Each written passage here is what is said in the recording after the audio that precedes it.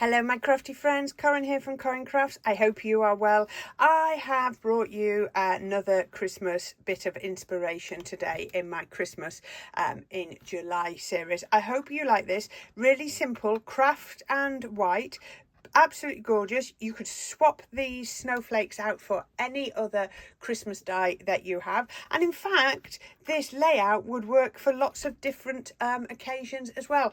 Put something fun across there, balloons or anything, numbers, and this would work for birthday as well. So I'm going to get straight on and show you how I made this project. Now, I've only made a couple of Christmas cards so far in this Christmas in July series, but one of the things I've tried to sort of advocate or try to principles I've tried to get across is that don't go too complicated on your Christmas cards, because we make more Christmas cards than we make any other card. So with that in mind, I've tried to put together some different cards that you could really you could bulk make, you could batch make rather than bulk make, and they'll be quite easy, and they don't take up a lot of supplies. Otherwise they end up costing you a lot of money. Who doesn't love Kraft card? Who doesn't love Kraft card? I really do. And a Christmas card in Kraft card is even better. So that's what I thought I would have a go at now. And it's not too big a card. My finished card is only 6 inches square using a pre-made card base. And the topper that I'm going to use, it's only diddy, look, it's 4.5 inches square made out of Kraft card. Now I'm going to put another matte layer on. I'll show you. It's going to go on, oops, just here. I've had that under my weight. So I picked these sizes because this means I can get both of these matte layers from a single sheet of Kraft card, and that's again something that you need to be thinking about. Can you keep your supplies to a minimum? So a single piece of card, as you can see, will cut both of those out, and that's for me quite important. So going back to it, as I said, card topper 4.5 inches, card base 6 inches. Just to show you what I've done with this, now I've got it out, it is tenfold as always. 6-inch card base, and onto there I put, so if this is 4.5, this is just shy of 4 3/4, and then this is just over 4 3/4, so it's just shy of 5, I think, and that's how it's going to mat onto here. So let's put that to one side. I can actually put it back under my weight so it carries on flattening out, and we can do this. And onto here I'm going to put some strips, and I literally cut these off from scraps, and they're going to go across the middle. And I wanted these in my hand because I wanted to know where to put my sentiment. So for my sentiment, I'm going to use this woodware set. It is called Christmas strips, dead easy. And you'll see I've used Merry Christmas, I think I've used Season's Greetings, and they're the only ones I've used so far. I'm a Merry Christmas girl, not a Happy Christmas girl. I don't know why. For me, it's always Merry Christmas. I very rarely say Happy Christmas to anybody. I always say Merry Christmas. It's just personal preference. I'm just going to move that a minute. I've got my anti-static bag, and I'm just going over there like that. Right, let's do my positioning again. I don't actually need that one. I can just do it with here. So I'm going to put that in the middle. So that anti-static bag just takes away anything that's going to make your embossing powder stick to the card where you don't want it. Is that the middle? I think it is, isn't it? It's as good as. Then I'm going to put my Merry Christmas underneath, just like that. So that was just for the placement. I'm going to get my stamp platform because I'm going to heat emboss. Now, if ever you've watched any of my videos, you know that when I heat emboss, I always like to stamp 3 times. For me, it just means I get a better finish. So pick that up, and I'm going to stamp with a white ink. This is a wedding dress one, which is actually a mixed media one, which I thought would work really well on Kraft card, because Kraft card's really porous. And again, this is why I need to stamp 3 times. Look at that. It's not a very good impression, is it? Never is on the first stamp. It might be a little bit better on the second, but the good thing is we're going to use a white embossing powder, so it'll be even better. So I'm just making sure there's plenty of ink on there. Is my third one going to be all right? It's the middle. It's not catching in the middle. I'd forgotten about this set. I was putting this card together and I was looking at the sentiments that I'd got out and realising there was nothing working how I wanted it to work. And then I went back into my Christmas drawer. I've only got the smallest Christmas drawer. It's not as big as some of my other supplies. And then I saw this set and I thought, gosh, I remember buying this. It was at a craft show. I'm sure it was. Right, white embossing powder on top. Do you know what? This piece has been annoying me. So all my prep, I keep finding it. There we go. And there, that's enough. And then, what's that? Oh, it's an old piece of 3D glue. I can tap that off and all the little bits shouldn't adhere to it. So yeah, there we go. Right, okay, let's get rid of that. We're going to be going white again in a minute, so I'm not going to go too far with that. And then we can heat emboss this. So let's bring that in. I'm just going to pop that on. I've got my heat gun. Let's get that warmed up. Hopefully you can still hear me. And I'm going to just heat that across. You'll find with this, as soon as it starts to heat nicely, it'll turn. And I'm just going to try and do it. I know you never can see it properly with this. Now, can you see, look, see the A and the M, S are turning and the M. Now the T, S, I. Can you see it turning? It's fantastic to watch. So don't worry if your white ink wasn't showing up too much. Once you put the embossing powder on, it works brilliantly. There we go. And look at that. Looks amazing, doesn't it? Right, so that's going to be my next layer. What I've got is this layer next. Now, I've had a go at free sprinkling embossing powder on, and that's what I got. Wasn't quite what I wanted. Now, if you can drop little bits of embossing powder on to get dots, always heat from the back. So you'd heat like that to stop it blowing away because there's nothing to hold it down. We're going to do it slightly different. We're going to do it with a stencil. Now this stencil is going to be out and about quite a bit because it's really useful. And I could do with a little scrap of card. I had a scrap of cream. There we go. Let's put that on there. So this is a snowflake stencil and I'm going to pick that bit. Let's go there. No, let's go just, I'm just lining it up so I can get that. Right, I like that. So we're going to put that on like that. Then I'm going to bring back the wedding dress. And I've got a very small dauber. Any size dauber or blending brush would work. You could even rub over with the ink pad if you don't have any daubers. That would work even. So all we're going to do is just go through it. Now, if you haven't got something like this, just do a circle one. Or, as I said, just put on your embossing powder freehand and you'll still get a lovely effect. Now, it always, I say this when I do coloured ones, it always looks like you've not put much ink on. But when you take the stencil off, I'm going to just lift it up. Oh, no, I haven't got enough. Just there. Is that because that's a gap in there? I think that might actually do. Let's just make sure. I was saying, don't go too heavy-handed, but I had gone a bit too light, hadn't I? Again, don't forget the embossing powder is going to show up. Oh, yes. Now, what you can do is you don't have to tap everything off quite as efficiently. I'm just going to turn that over because there'll be ink on there. Oh, that was close, wasn't it? And then I can pop embossing powder on here. Now, if you wanted to, you could make this a little bit bigger and then cut it down after you have embossed. Look at that. Isn't that pretty? Very controlled dots. I like that. Lid back on the embossing powder because I think that's the last time.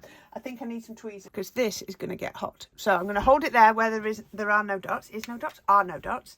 And I'm going to come in. Now, hopefully, this will go a lot quicker because my heat gun is already heated up.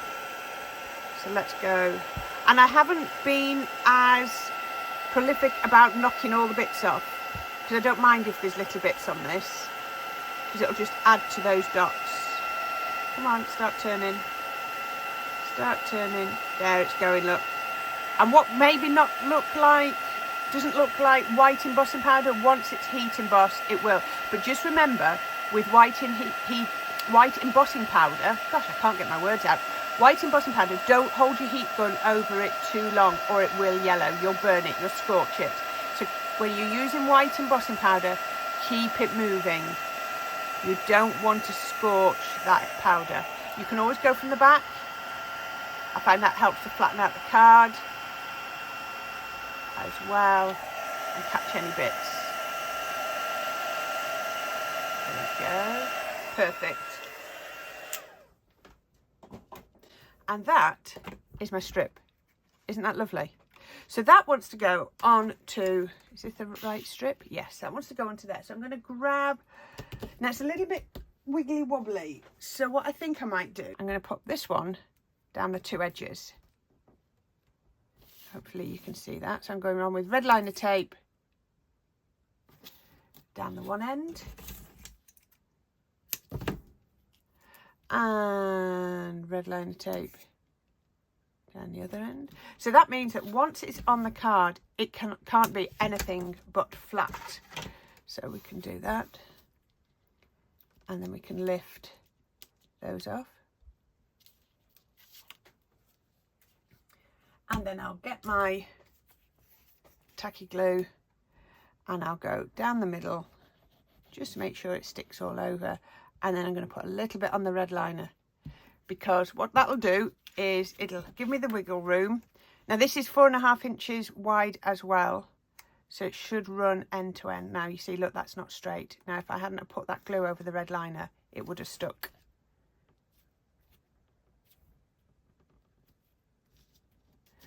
Again, I've not gone quite straight. There we go. I've got embossing powder on my desk. I can feel it. I'm just going to turn that over and give that a little bit of a burnish. And that is my panel. Isn't that lovely? So let's put all of this together on the card, because you haven't any idea where it's going from here. I think we need some tape, foam tape. So what I thought, now that foam tape's going to go that way, so I'm going to go, yeah. Let's put this on here. We're going to put this vertically, and then the foam tape across the other panel is going to go horizontally. So that will give me that crosshatch. Remember I talk about this? If you put all your foam tape going in the same direction, you'll get it, the foam tape you'll end up going in ridges and it just won't work properly. So yeah, so always try to make sure you go with each layer, you put your foam tape in a different direction. Just add strength. It's just those little things. Now I am going quite heavy on the foam tape. Not that there's going to be a lot of weight on the front, there's not, but I can feel with the heat embossing that it's just made the card, the actual card, sort of like feel a little bit, look, can you see? See, it's turning a little bit, but it'll then get pulled onto the card nice and flat. So remember, most tapes are really good so long as you burnish them down. It's that burnish them down that helps you to get the backing off. If you don't burnish them down, they'll start lifting and you'll be fighting the release tape. So just give it a quick burnish, because it wants to grab hold of the card then more than it wants to hold on to the release tape. That's why that works. So as always, we always do a little bit of PVA on the foam tape, just in case we don't end up in the right place first time. This is such a pretty card, so simple. And that's going to go onto there. Now I did think about using some twine on this, but the first time I put this together, I didn't have this as a separate piece. I put the panel across there, and that's when I thought I'll put some twine. But I think because I'm lifting this, it will end up getting too busy if I put twine on as well. And it's not necessary. If you want to, a little bit of white sparkly ribbon would probably look really, really nice. But that's preference. But that's all I say. All I bring you these for is a starting point. A starting point for a bit of inspiration. And then you go, oh, I'll change it to that. I'll change it to that. And then you make it your own. And if I manage to do that, then I really will feel like I've succeeded with my channel, and hopefully that will be how it works. So again, PVA on there, and then that's going to come, bring the card base in, whip it over, and that's going to go on to there. There we go. Is that straight? I think it is. Yeah. You possibly can hear the ice cream van in the background because I've got my window open. Ah, we've not got a tentfold card anymore. Okay, fair enough. Luckily, that was really lucky that it was a side opening. We're doing a side opening card, folks. I thought I was doing a tentfold. Clearly not. Now, what I might do is, that was really lucky. That could have ended up in any direction. So what I think I'll do now is just put that with that for 2 minutes. 2 minutes, and it really will be. So the next thing I've got is my Frosty and Bright snowflakes. When I started putting this card together, I wanted to use this one because I think it's beautiful. But 3 of these is over 6 inches wide. Now my card base is only 6 inches wide, so I'd have ended up with a card that was about 8 inches, 7.5 inches, 8 inches, and it was just far too big for what I wanted. So I thought I then went and had a look at this, still getting close to 6 inches. I even tried doing alternating those. No. So I've gone down to this one, this lovely little die, and that's given me, and I've just cut these, and it's not even at my 350, it's out of my sort of 220 GSM, because I just thought it is a snowflake, it's going to be quite hard to cut out, and that is what I've cut out. So you can see I've cut 3 of those. Right, that's just had 2 minutes, that's all it's had. So let's then, I was going to get these ready. Where's my 3D glue? Here it is. Now, is it going to open out? Is it going to squeeze? I thought to myself, get that ready before you start filming, and then I forgot. Right, yes, it's working. So I'm going to get these snowflakes, and I'm just going to pop them on the card. Now, I've got to decide which orientation to put them. They're going to go 1, 2, and 3. So you could, if you've got slightly bigger ones, they would look really nice touching, like that. If you go pointy down, they don't take up, you could do that way, they don't take up as much space, so you'd end up with a bigger gap. No, I like them, just make sure they're all in the same, because if you had that one that way round, then pointy down on those ones, it's going to look wrong. So whatever you do, no, that way is right, so it's pointy down works best for me. So that was technical, want it pointy down. I'm going to put a little bit of 3D glue behind it. Now, I don't mind the glue going in the middle, and you'll see why in a minute. So I'm just going to pop it there and there. Now, I always do the outside 2 first, because then that helps with my spacing. So I put that one there. Don't worry about the glue showing in the middle. We're going to do something with that in a minute. So then we can go pick that one up. I'll just put my tweezer there where I don't want glue to go. And then I'm going to put some 3D glue. Now, if you haven't got 3D glue, foam pads would work, but obviously you're going to have to be a little bit more delicate with it. I'm going to go that way because that one's a little bit damaged. Let's put, no, that is far too far over. So I want them to match. Does that look the same? I think that one is still a little bit further over. Try and make them match. And then I'm going to get this one. So now I've got the perfect space in the middle for me to be able to centre this one up. I've done it before where I've tried to go left to right or right to left, and when you get to the end you either have too big a gap at the end or not enough. Especially works if you're doing words. How many times have you used die cuts to do a word and then you've run out of space at the end, or you've got a big gap? And that is that. So I said it didn't matter if there was glue over there, and that's because we're just going to pop a little gem in the centre of each one. It's Kraft card, which can have quite a dull appearance. These are very sticky. I need that to go. Tell you what, I'll do it this way. Let's see if, there. 1. The small ones would fall through, so I'm having to go for the middle-sized ones, and the big ones would just be too much. Now, all you've got to be careful is don't press down too hard when you're putting them on, because you've got 3D glue behind. So the alternative would be you could have put these on before you put 3D glue on, or actually if you were doing these bulk, you might make these all of, you know, a whole batch up and then come back and put your gems on the next day or something once the 3D glue's dried. It's up to you. You find ways when you bulk. crafting. That's touched down. And now I've completely moved that snowflake. Perhaps I should have put my gems on first. Right, I'm going to have to lift that one up. Let's put that gem where I want it to go. Just there. And then we can put it back down again. Making sure it's in the right place.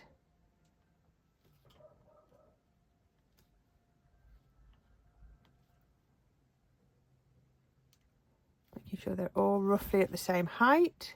This is why I love 3D glue.